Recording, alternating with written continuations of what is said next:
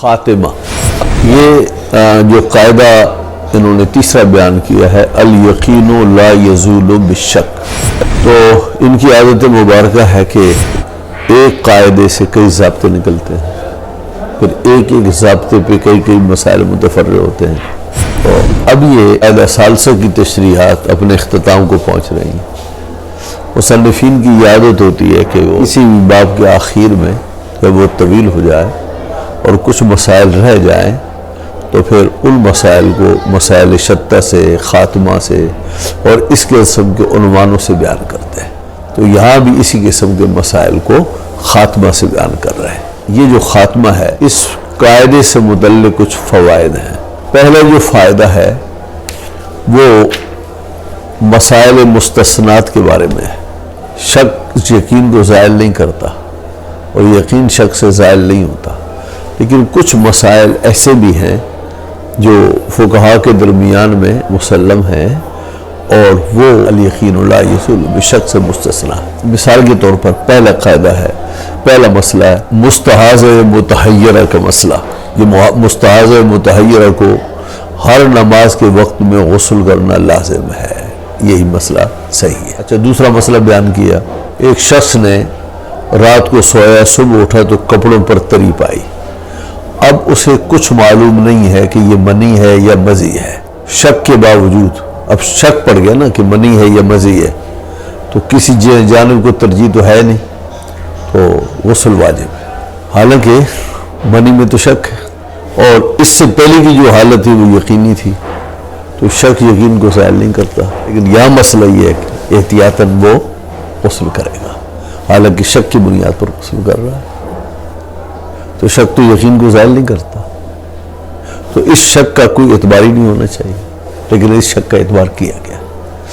ایسی مستحاضہ متحیرہ، مستحاضہ وہ ہوتی ہے جس کو ایام سے زیادہ خون آئے، مثلا 10 دن تک حیض ہے اور 10 دن کے بعد پھر استحاضہ ہوگا۔ جو مدت حیض کے بعد کا جو خون ہے وہ استحاضہ کہلاتا ہے۔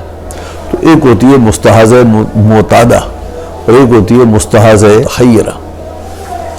مستحاضہ معتادہ کی معنی یہ ہے کہ ایک عورت ہے، اس کو حیض آیا اور اس عورت کو حیض آتا ہے ہر مہینے کی پہلی تاریخ کو آتا ہے اور 5 دن کے لیے آتا ہے۔ اب کی جو آیا 5 دن بھی خون آیا، پھر 6 دن آیا، 7ویں دن آیا، 8ویں دن آیا، بس اتنے دن آیا اور بند ہو گیا، تو کہیں گے اس کی عادت بدل گئی ہے، تو اب اس کی عادت 7 دن کی ہو گئی ہے۔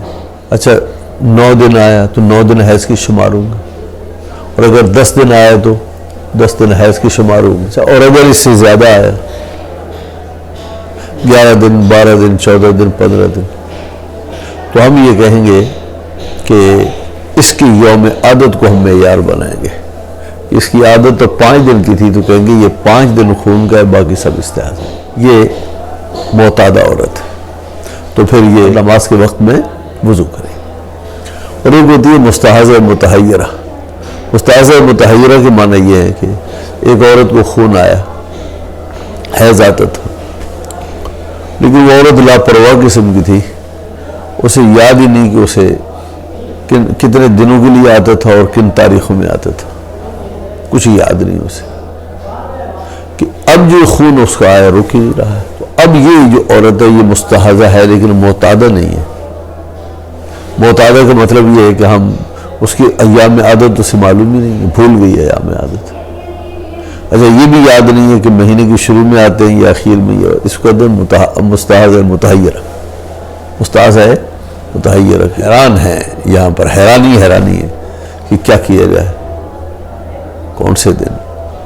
اچھا معتادہ میں کیا ہے کہ مثلا 6 ماہ، 8 ماہ، 10 ماہ، 1 سال، 2 سال، 10 سال تک اس عورت کا یہ چلتا رہا کہ خون نہیں بند ہو رہا، تو کہیں گے ہر چاند کی پہلی تاریخ سے لے کر 5 تک، اگر اس کو پہلے ایسے آتا تھا تو 5 تاریخ تک اس کو حیض شمار ہوگا، باقی وہ استحاضہ کے دن ہوں گے، ان دنوں میں وہ نماز پڑھے گی۔